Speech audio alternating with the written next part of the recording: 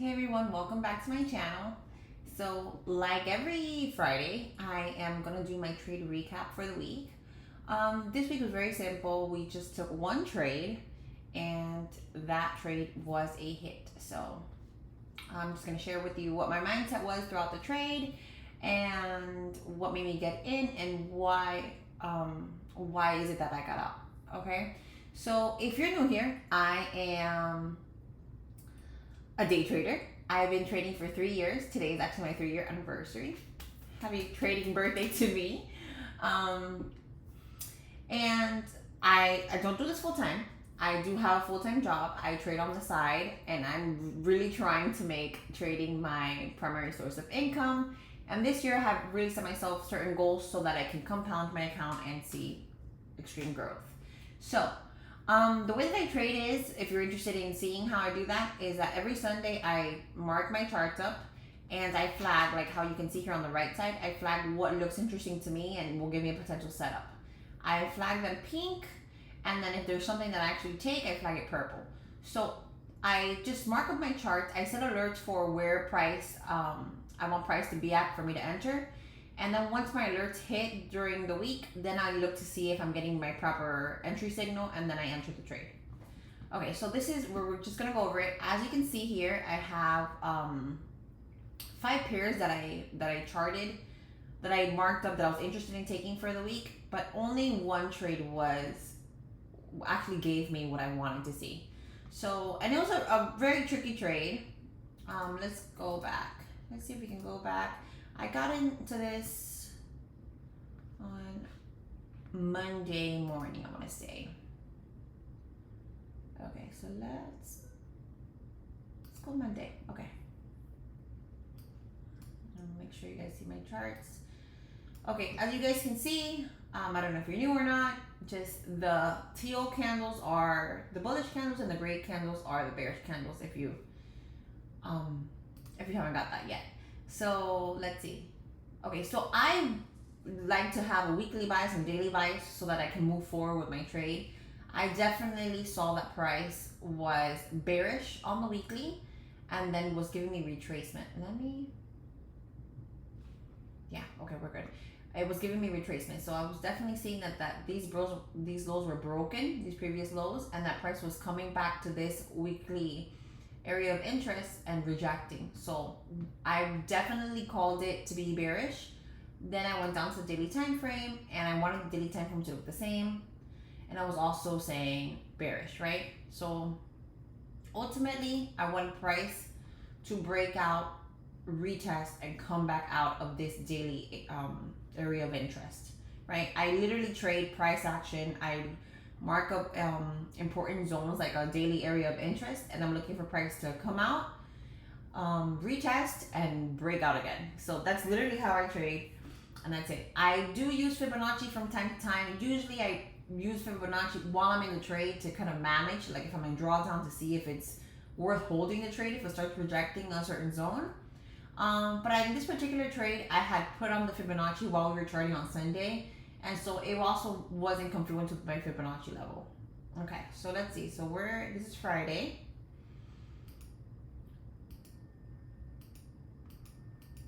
And I know I got in like Monday after 10. Let's go down to the 1 hour. Okay. 1 hour to 10. At this point I had already got in, so I can show you guys. Okay. So as you can see, we have the EMA crossover on the 1 hour. And then let's just move forward a little bit.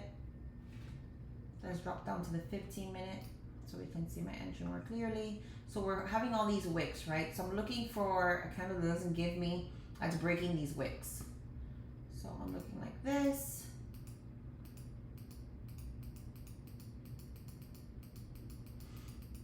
Okay, so I got in here, right? I got in around here.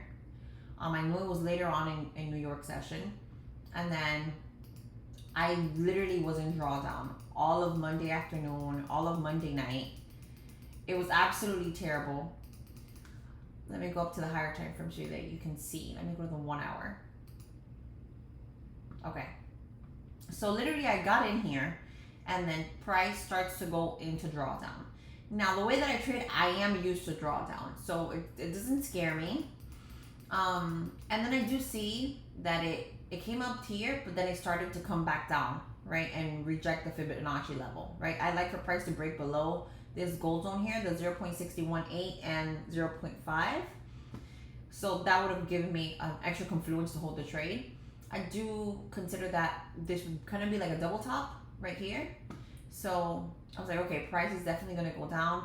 I saw that there was like, you know how, you can look on TradingView and see like other traders' ideas. A lot of people were saying bullish, but I decided to hold regardless. And this is still Tuesday. So yeah, so Tuesday I'm sitting in drawdown. And remember, risk management, guys, because if I wasn't risking the right amount of money, it would have been hard to hold this trade. But definitely I calculated my risk before getting into this trade, and I was like, okay, Jesus, take the wheel. Let's see what happens. So I was very confident that it was going to reject these zones and continue to the downside. So I just let the trade happen. And then it started to go, there we go.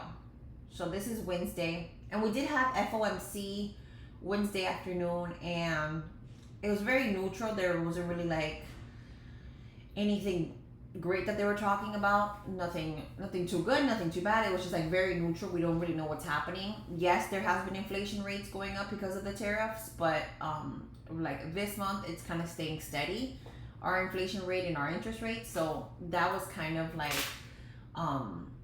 what Fed Chair Powell said. So that really didn't affect my trade to like reverse on me or anything. So I continued to hold out. And I usually feel that like news follows technical. I usually feel that way. Unless it's something really crazy and then that will just like completely take me out. But I feel very confident that news follows the technical analysis. So I got out around this Fibonacci level. I was looking for this Fibonacci level as a target, and I was just kind of waiting when this was playing out. I was just kind of waiting to see how long I can hold. And then once I got this nice drop, we didn't go that far. Once I got this nice drop here, I was like, okay, that's enough. Let me not be greedy and let me cut my trade, right? We definitely broke this zone. And I like when this zone is broken, but you can always expect maybe a reversal, right? So I did see body closures under, but then I saw this wick. So I was like, you know what, let me not be greedy, but then it started to move very fast. I did get this candle, and then I was out with this candle. That was it. It was done for me. We were out by Thursday. Great trade. Not upset at all. And that was it. And then you see that price starts to come back to retest. And it's probably going to continue, right? Because it's starting to create all this resistance here on the zone. You're going to see. Let me see it. I'll go to 4 hours so you can see it. Yeah, so it's starting to, you see those wicks? It's starting to create some resistance there so that we can probably continue. Right, so that's literally my trade this week. So literally, let me go on the 1 hour so I can tell you how many pips I got. We're in here, and I know I got out around here. Okay, so 37.9. So just a 1-to-1 here. Nothing crazy, but very, very happy. That's exactly what I was looking for with this trade. Since I was so much in drawdown, you know, it was like, I'm just happy that it went my direction and it gave me what I needed. So definitely a win for this week. Nothing else happened for me this week. USD JPY was eating garbage. It never came out of the zone like how I wanted it to. USD Chef, it was sitting in this zone. I was waiting for it to break out either way so that I could take it.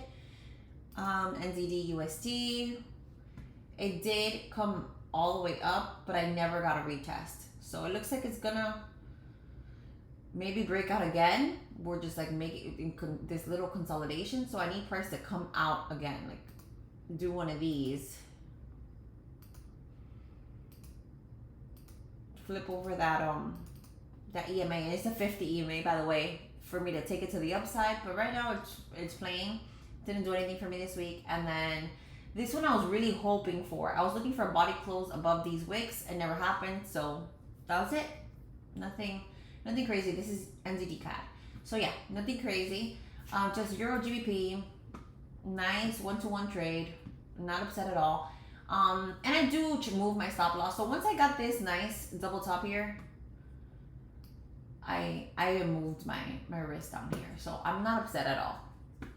I have talked about dynamic risk before on a previous video. So I do move around my stop loss and adjust my risk so that the math makes sense at the end of the month for me, right? So if we're not risking this full amount and we're cutting it by almost half, then it makes sense, right? Over the month, over a month period, it's not just going to be a one-to-one. You're going to see more, right? And how I keep track of this, I do use TradeZella, and I'll share that on one day on the YouTube so that you guys can see how it might not make sense right away to take one-to-ones or a little over the one-to-ones, but when you look at it on a monthly basis, on a larger scale, you definitely see that it does add up. I have talked about it before. The constant wins helps my mental health than waiting for those long home run trades and they might not happen, right? So like if I would have just sat with this trade, I would have been very happy because I would have been down here. But then if I'm waiting for that overall target, then we're gonna have to sit in this retracement, and that plays with your mental and you're gonna end up getting out. But if you would have got down here, you would have made more money. So it's something that you have to figure out for yourself, and over time you will know what plan works best for you. This is what works for me. I know that when I get into trades, I usually have a drawdown. So once that drawdown is done, that's when I start to move around with my risk. I do use the Fibonacci, and when I do see that rejection of the Fibonacci, I adjust my stop loss accordingly. All right, so very, very quick, Euro GBP gave us bread this week. Very, very happy. And that's it. So hopefully next week we have more movements, something more interesting. Maybe we can get 2 trades. I don't know. So let's see. I'm very happy. I like to take 1 to 2 trades a week. This ended on Thursday, so I was done. And that was that. I don't like to get into trades Thursday night because there's literally, market's going to close on Friday.